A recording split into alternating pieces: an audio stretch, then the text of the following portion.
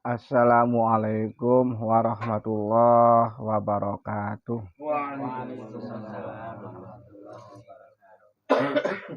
Bismillah, alhamdulillah, wassalatu wassalamu ala rasulillah wa ala alihi wa sahbihi wa mawala wala haula wala quwata illa billah, amma ba'du.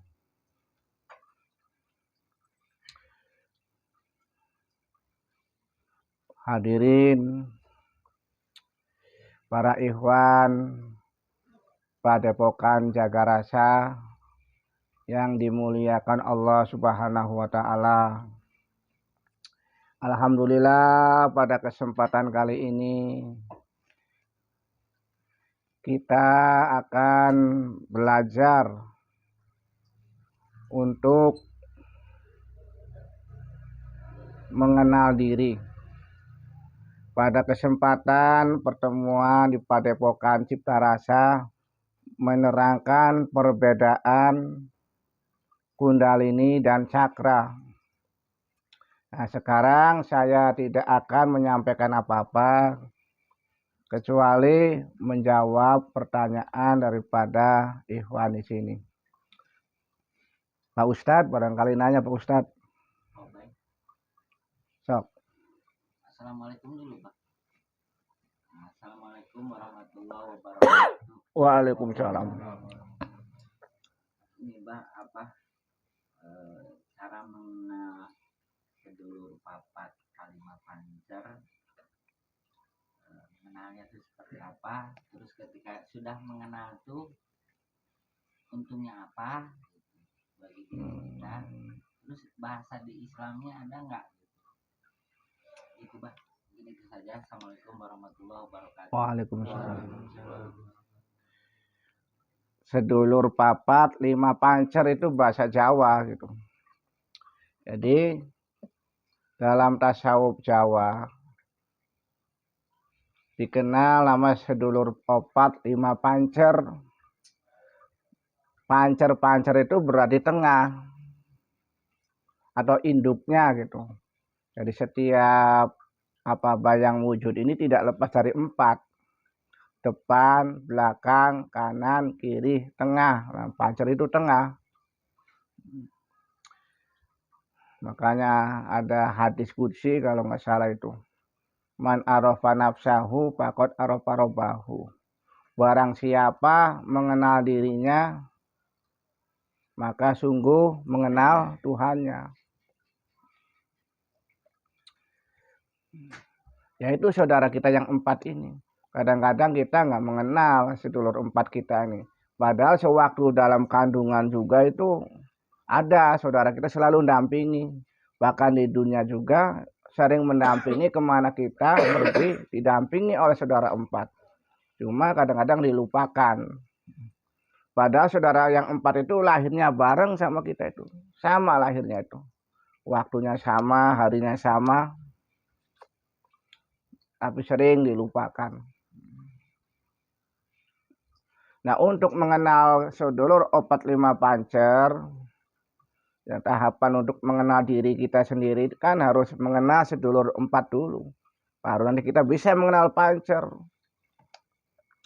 Makanya yang penting, ya pertanyaan kayak gitu ya jawaban ya kumaha bae lah. Gimana bae jawaban nggak apa-apa. Sekarang sendiri gitu. Walaupun jawaban tidak sama dengan pertanyaan, ya nggak masalah sebenarnya mah.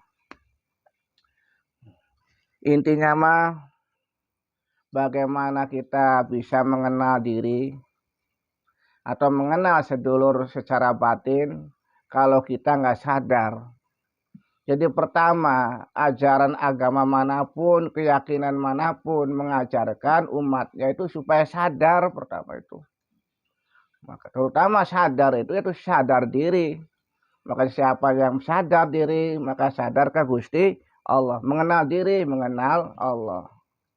Nah, gitu. Pertama itu harus sadar dulu, sadar diri. Sadar diri kepada Allah Subhanahu wa taala. Ya orang sholat kalau nggak sadar, sholatnya juga nggak sah, nggak bakal diterima kalau nggak sadar mau. Makanya orang gila itu nggak wajib sholat karena nggak sadar. Setelah sadar, kemana nih kita menghadapnya? Tujuan kemana? Kalau sadar berarti kepada Allah gitu. Ingat-ingat, sadar diri kepada Gusti Allah. Setelah kita sadar, baru kita akan mengetahui nanti, tahu diri. Makanya kadang ada orang yang nggak tahu diri itu. Tahu diri bahwa diri kita ini adalah kepunyaan Gusti Allah. Segala sesuatu punyaan Allah. Kepada Allah, kepunyaan Allah itu kita harus tahu diri. Pertama sadar diri, kedua tahu diri. Terus setelah tahu diri kita baru bisa nanti membawa diri. Kalau kita nggak tahu diri, nggak sadar, buru-buru bisa bawa diri nantinya itu. Harus kita bawa diri, bahwa segala sesuatu itu, sewaktu kita bawa diri ya harus memahami, harus menyadari bahwa segalanya itu atas kehendak Allah.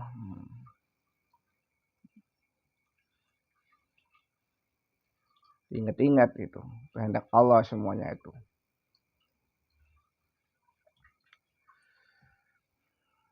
Satu, diingat-ingat barangkali lupa itu. Satu, ya harus sadar diri. Dua, tahu diri. Empat, bawa diri. Dalam bawa diri ini kita jangan sampai lepas. Semuanya apa kita lakukan itu adalah kehendak Gusti Allah. Manusia itu nggak punya kemampuan apa-apa kecuali atas kehendak Allah. Nah, ini ya kayak orang serius ngomong ini, menyampaikan itu. Kalau nggak serius disangkanya bergurau nanti. Yang keempat, setelah kita bisa menjaga diri, bisa bawa diri, baru nanti bisa menjaga diri. Kalau belum bisa bawa diri, belum bisa sadar, nggak tahu diri, boro-boro bisa menjaga diri. Bersama Allah dijaga ini kebersamaan diri kita dengan Allah, menjaga diri caranya itu bersama Allah. Kalau diri kita itu nggak bersama Allah, nggak bisa terjaga diri kita ini. Makanya harus menjaga diri. Jangan sampai kita ini lepas daripada rahmat Allah, lepas dari barokah karunia Allah. Itu harus jaga diri. Kalau kita sudah bisa jaga diri, baru kita bisa menempatkan, bisa memposisikan diri. Tempat diri kita nih hakikatnya di mana? Bisa memposisikan diri. Kedudukan kita tuh gimana? Bahwa diri kita ini adalah dalam lindungan Allah, dalam kehendak Allah, dalam kuasa Allah. Semua di dalam berarti. Nah, gitu diingat-ingat kayak gitu ya.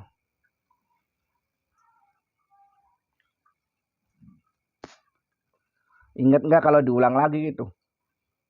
Ya kalau lupa nggak apa-apa, ada di YouTube ini. Nggak usah diinget-inget, nggak usah serius banget, nanti lupa bisa. Ya kalau nggak paham nggak usah, itu sepaham-pahamnya apa ini mah. Kalau belum waktunya paham dipaksa juga susah.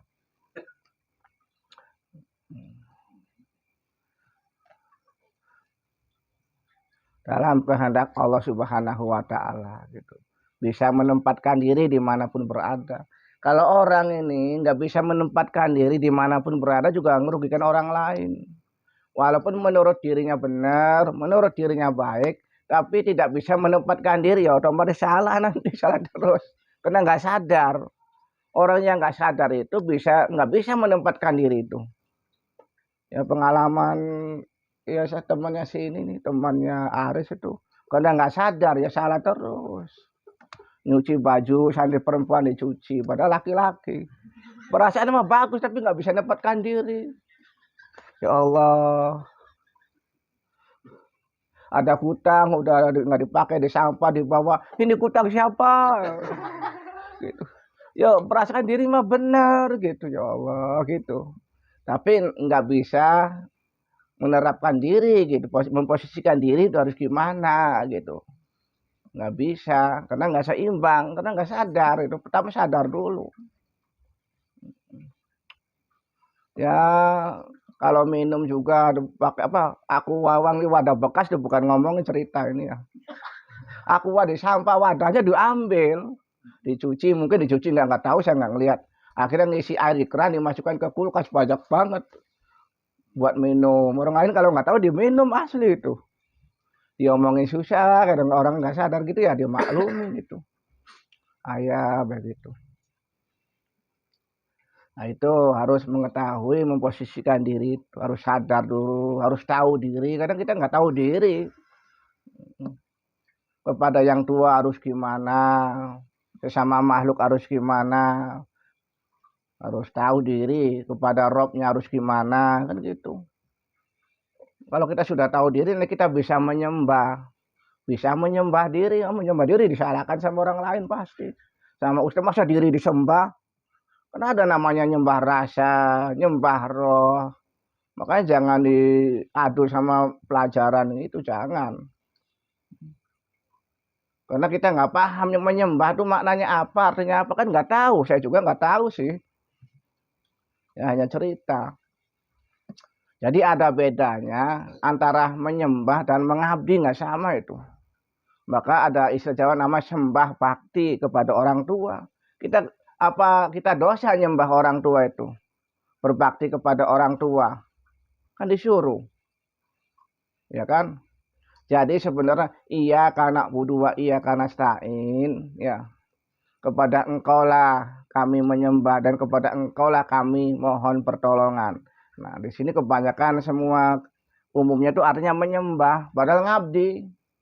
Kenapa kepada Allah itu nggak menyembah? Karena Allah kan bukan sesembahan ya. Allah madat yang mutlak harus dituruti. Hamba itu tugasnya apa? Ngabdi, ngaulo, bahasa itu bukan nyembah. Nah itu sering, tapi saya nggak nyalakan gitu ya. Karena semua juga pendapat beda, yang penting alasan masalahnya itu, karena alasan itu adalah kunci sebenarnya, kunci jawaban. Jadi ngomong apa baik munaku sorob apa juga dibaca gimana pun boleh asal ada alasannya. Tapi kalau alasannya apa nggak tahu ya, bukan alasan gitu mah. Nah, makanya penafsiran juga beda-beda. Gitu. Yang pernah saya lihat juga itu di tafsir Jalalain, mungkin tafsir Jalalain juga syaratnya seperti tafsir Jamal, tafsir Sawi. Dulu mas sering baca kayak gitu. Dari tafsir yang kecil, tafsir Munir, tafsir Al-Marogi, tafsir Ibnu Katsir, tafsir Jawahir. Saya sudah baca dulu mungkin lebih dari 20 tafsir zaman dulu, tapi karena saya baca tafsir dari SD kelas 4, punten ya. Nyari buku tafsir apa itu. 10 tahun tuh udah hafal Quran zaman dulu mah. Ya zaman dulu ya. Ya sekarang tinggal belajar pahamnya, belajar benernya, belajar ngamalkan itu. Para ikhwan, padepokan, jaga rasa. Itulah yang namanya sedulur papat, kembali sedulur papat, 5 pancer. Dalam kandungan, zaman waktu kita masih di alam kandungan itu, yang namanya bayi dalam kandungan itu makannya itu apa? Makannya darah ibunya. Itu yang disebut namanya sukma gitu. Atau jiwa, bukan sukma. Kalau sukma dengan nyawa sama ya. Nah, sewaktu kita belum masuk ke rahim ibu, ada di punggung bapak itu. Di punggung bapaknya itu. Yang disebut namanya nyawa. Nyawa itu makannya apa? Makannya itu napas orang tua tuh, ambekan orang tua itu, napas bapaknya itu. Masuk ke rahim ibu, di situ makannya darah. Ya, darah itu termasuk saudara kita juga. Darah saudara kita itu. Terus apa namanya itu? Ari-ari, ketuban, terus tali pusar ada 4 itu. Itu nama sedulur 4 penjelmaannya itu. Wujudnya itu. Nah, ketuban itu gambaran itu yang memberi petunjuk bayi lahir gitu. Kalau nggak ada air ketuban nggak tahu nanti keluarnya jalannya kemana. Makanya ngasih petunjuk itu dalam Islam namanya disebutnya apa? Jibril gitu. Terus yang ngasih makanan apa namanya tali pusar apa itu bagi rezeki, berarti namanya Mikail. Darah itu Ijroil. Kalau nggak ada darah manusia itu mati. Kalau nggak ada darah berarti salam itu Ijroilnya. Jadi bukan dicabut sebenarnya, karena darahnya nggak ada, hilang. Itu. Hari-hari tugasnya apa hari-hari itu? Nah, gitu ya tempat itu namanya. Ada semua yang namanya Israfil itu. Ada Israfil, ada Ijroil, ada semua di situ. Jibril, Mikail, Israfil, Ijroil. Disebut juga namanya malaikat mukorobin. Kalau dalam diri kita namanya sedulur 4, 5 pancer. Kalau dalam ilmu tasawuf namanya nafsu amarah lawamah sawiyah mutmainah. Nah, yang jadi pancernya namanya kamilah gitu. Sebenarnya ada beda nama gitu, sebenarnya sama. Kalau yang 4 itu nggak kita belum bisa menundukkan, maka jadinya apa? Bisa jadi setan nantinya tuh. Bisa jadi ijajir, bisa jadi apa nama nafsu yang 4 itu. Makanya setan itu sebenarnya nggak ada sebenarnya tuh. Secara substansi itu setan nggak ada, secara apa? Aksidensi mah ada setan itu. Seperti nafsu, nafsu ada nggak? Nafsu kan ada ya, tapi nggak ada wujud nafsu. Itulah nafsunya jalan-jalan nggak ada, nafsu lagi makan nggak ada. Nah ibarat kayak gitu. Jadi saudara 4 kita ini nggak ada wujud kemana, lari kemana, adanya nafsu kita ini yang digambarkan itu. Nafsu yang jumlahnya 4, karena dalam diri kita itu ada 4 cairan sebenarnya itu. Ada yang warna merah, ada hitam, ada putih, ada kuning, cairan 4 itu. Kalau merah ya gambarnya kan amarah, amarah merah kan dari amarah gitu. Itu. Begitu juga unsur yang 4 dalam diri kita itu. Jadi yang saudara kita yang 4 nih dari unsur yang 4 itu sebenarnya itu. Makanya kalau utara digambarkannya itu tanah, unsur tanah itu utara. Selatan berarti unsur jalannya angin gitu. Timur berarti unsur apa itu? Api. Kalau barat jalannya air itu. Tengah-tengah yaitu pancer. Kalau roda nggak ada tengah-tengah juga nggak bakal muter itu. Nah, dari saudara 4 itu gambaran cakra kundalininya tengah-tengahnya itu. Nah, nggak bisa lepas. Nah itu lagi batuk. Sedulur 4, 5 pancer begitu. Jadi kalau kita belum tahu sedulur 4, 5 pancer, ya untuk jadi orang benar itu ya salah baik. Makanya Pancasila juga jumlahnya 5. Ketua Maha Esa jadi pancer nantinya itu. Ilmu sadar, tahu diri kan jumlahnya 5 itu. Yang jadi pancernya itu sadar. Termasuk rangkaian mutiara itu yang nama Ukudul Juman tuh. 1 ulah ngewa ke ulama sejaman. 2 ulah nyalakan ke pengajaran batur.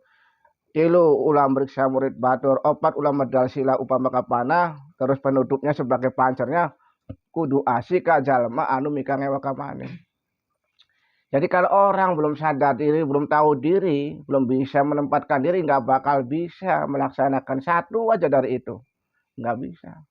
Apalagi kita harus menyayangi, mengasihi orang yang membenci, kan gitu. Susah banget kalau belum bisa. Beda dengan yang udah bisa, nggak susah gitu. Apa-apa kalau sudah bisa mah nggak ada yang susah. Itulah yang namanya sedulur 4, 5 pancer itu. Jadi sebenarnya keterangan yang kemarin juga nama cakra itu sebenarnya punya sedulur 4, 5 pancer juga setiap cakra itu. Nah, diri kita ini sebagai akarnya intinya kan dari unsur tanah itu sebenarnya. Yang namanya unsur tanah itu, inti tanah itu mesti yang namanya tanah pasti mengandung air. Gitu. Ya kalau saya salah ya saya bukan bagian ilmu kayak gitu, tapi kata saya sendiri nih. Yang namanya tanah biarpun gimana juga unsur tanah itu mesti ada airnya aslinya itu. Kalau dicari nggak ketemu berarti belum bisa nyarinya. Kalau ada tanah mesti ada airnya. Kalau nggak ketemu ya digoyor pakai air. Itu ya. supaya ketemu, barangkali nggak bisa itu. Air dulu.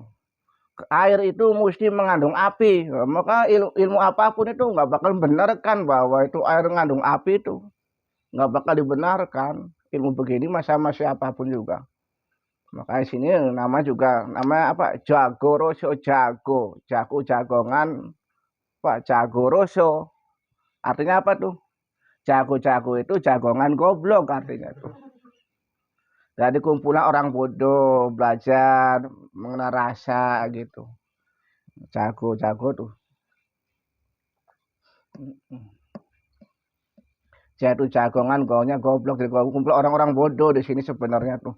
Makanya ilmu yang disampaikan juga kadang ya banyak salahnya sebenarnya tuh bagi orang-orang pinter mah.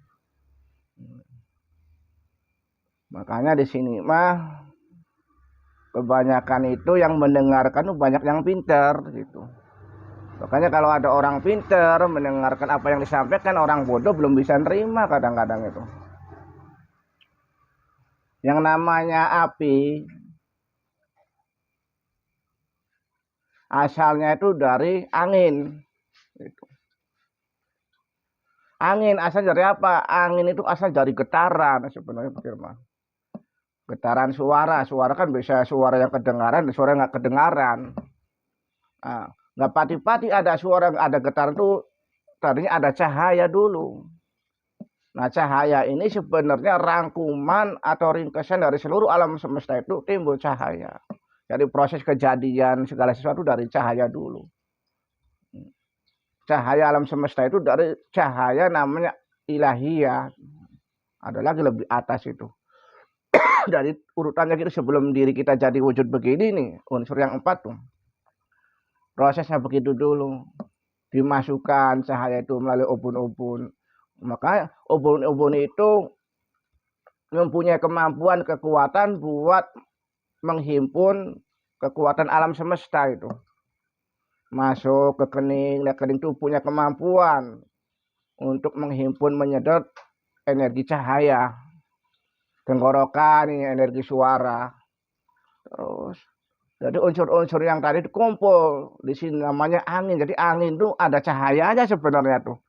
Kalau sekarang belum membenarkan, mungkin belum ketemu bahwa sebenarnya angin itu mengandung cahaya, mengandung suara.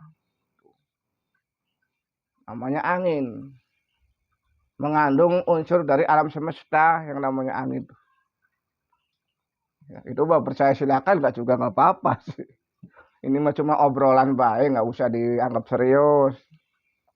Kemudian setelah ada angin yang kumpulnya di dalam dada kita ini punya kemampuan, kekuatan untuk menghimpun energi angin, bukan angin wind, maksud energinya itu, inti anginnya itu. Yang disebut nama tengah ini disebut cakra jantung atau cakra tengah atau akwa, disebutnya itu akwa, itu angin ini unsur kehidupan itu juga itu. Nah, angin itu energi yang tadi disebut itu ada 4 itu terkumpul. Terus bagian perut itu unsurnya apa? Energi apa? Energi api. Jadi api itu mesti ngandung angin. Kalau nggak ada angin nggak ada api. Mau percaya juga nggak juga nggak apa-apa tuh. Jadi nggak bakal ada angin, nggak ada api kalau tidak ada angin. Sok nggak, kalau nggak ada udara, ada angin, api nggak bakal nyala. Bahkan nggak ada sok. Makanya orang sulap juga kan bisa itu. Ditempelkan kanan kiri itu bisa nyala tuh, ya karena ada angin. Jadi bisanya api bisa hidup tuh karena ada angin. Angin terus jadinya api. Makanya proses kejadian bumi itu nggak langsung jadi tanah. Tadi percikan dari matahari dulu, proses cahaya terus sampai jadi api itu. Nah, sudah berapa miliar tahun itu dari api itu. Baru nanti lama-lama itu kalau semakin panas tuh mesti bakal keluar zat air gitu, namanya bakal terlalu panas tuh baru jadi air. Lama kelamaan air juga nantinya bisa jadi membeku, makanya dicontohkan es itu bisa beku tuh Pak Firman, karena pengaruh dingin terlalu lama-lama jadi beku, maka barulah namanya itu unsur tanah. Jadi maka berdasarkan urutan yang tadi, yang namanya tanah, unsur tanah itu mengandung unsur yang 6 tadi, singkatannya itu. Jadi manusia itu dibuatnya dari unsur tanah, bukan dari tanah lempung, bukan. Kadang-kadang orang salah tangkap, misalnya dari lempung. Nabi Adam dibuatnya dari tanah lempung. Ada yang memang tafsir orang kan kayak gitu, ada. Makanya kalau bahwa Nabi Adam itu ada ibunya, sekarang banyak yang protes, pasti nyalakan. Ya kan? So, kalau manusia keluarnya bukan dari ibu, dari mana lagi? Ya kan? Ada di Al-Quran juga sok terangkan itu. Ada. Bahwa penciptaan Nabi Adam itu kayak penciptaan Nabi Isa. Bisa jadi nggak ada bapaknya, tapi ibu mah ada. Gitu. Makanya disebut nama zaman orang Jawa nama suwarga. Pakai suwarga itu ya maksudnya dikelilingi. Dikelilingi apa? Kelilingi air. Tempat dikelilingi air sama suwarga. Sutuk artinya kenapa? Air. Warga itu mengelilingi, dikelilingi air itu. Yaitu air ketuban itu. Jadi sewaktu manusia dalam kandungan, itu ya air ketuban. Mau diterangkan malaikat pada sujud itu pada waktu itu di mana? Masih berada dalam perut Nabi Adamnya itu. Nah, pendapat si mana boleh silakan bebas ya. Selagi masih menyalahkan berarti belum sadar diri. Yang penting tauhidnya sing benar gitu. Makanya kalau ada sesuatu yang disampaikan itu nggak setuju, ya itu beda-beda pendapat itu. Silakan. Karena yang namanya ilmu itu pandangannya dari berbagai macam sudut kan gitu, sudut pandangnya beda-beda. Yang jelas para ikhwan, nggak usah panjang jauh-jauh, belajar mengenal diri. Kita ini asalnya dari mana dan kembali nanti kemana kembalinya itu. Manusia kan intinya kan dari unsur tanah itu ya. Nanti manusia juga bakal kembali kepada tanah ini. Yang disebut kita kembali kepada tanah itu bukan di kuburan, bukan tanah di situ, bukan. Tapi di unsur tanah, bukan di tanahnya ini. Kadang orang salah tangkap. Karena manusia itu bukan dari lempung, bukan dari lebu aslinya itu. Ya itu manusia itu bisa wujud begini itu disebut tadi namanya cakra dasar, itu manusia dari cakra dasar dulu. Yang makanya ada nama istilah kundali ini, kalau bahasa itu namanya roh idopi. Makanya kalau bilang kundali ini bukan ajaran Islam, nggak ada. Itu mah bahasa Sanskerta masalahnya. Kalau roh idopi mah ada pelajarannya itu di kitab-kitab tuh. Namanya roh idopi. Karena ada yang mengatakan bahwa yang bisa menghadap Gusti Allah itu namanya roh idopi, katanya begitu. Saya nggak nyalakan gitu, begitu. Silakan aja pendapat gitu. Jadi yang sampai bisa ke sana ada namanya roh itu rohul kudsiyah. Yang bisa mencapai alam lahud itu rohul kudsiyah. Sedangkan kalau roh idop itu nggak kemana-mana, yang namanya pancer. Kalau kita mau ke alam jabarut ada kekuatan namanya roh itu. Roh apa? Roh sultani. Alam malakut ada lagi namanya roh rohani. Alam mulki nembus yang namanya roh jismani, ya ini namanya roh jismani, kekuatan itu. Ada nama juga alam nasut. Alam nasut ya model istilah binatang, tumbuhan, namanya alam nasut. Jadi alam mulki, alam nasut termasuk namanya alam syahada gitu. Sedangkan roh idopi masuk ke dalam diri kita, manusia itu dari ubun-ubun masuknya sampai ke situ, menghadap ke situ, mengendap dan tidak bangkit kecuali dibangunkan. Gitu. Karena banyak manusia tapi roh idopinya belum bangkit. Jadi namanya roh idop itu ibarat kalau pohon itu berarti akarnya itu. Nanti sewaktu meninggal juga manusia itu sebenarnya roh idopi katanya kalau roh idopi keluar nantinya meninggal manusia itu.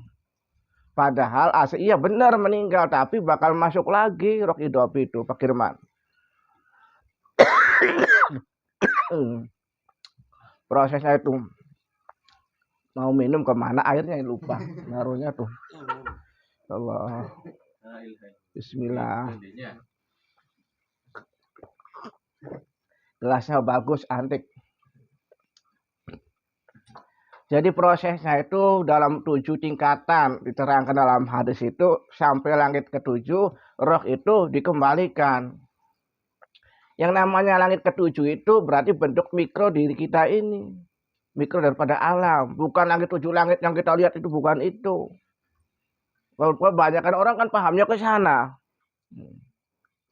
Yang langit 7 dalam diri kita, yang tadi cakra yang 7 itu. Proses orang meninggal itu pertama dari cakra dasar dulu. Cakra dasar itu tempatnya di mana? Di atas dubur situ, energinya itu nanti naik. Dari situ tuh bagaimana naik sampai kemaluan dulu. Proses orang meninggal tuh begitu.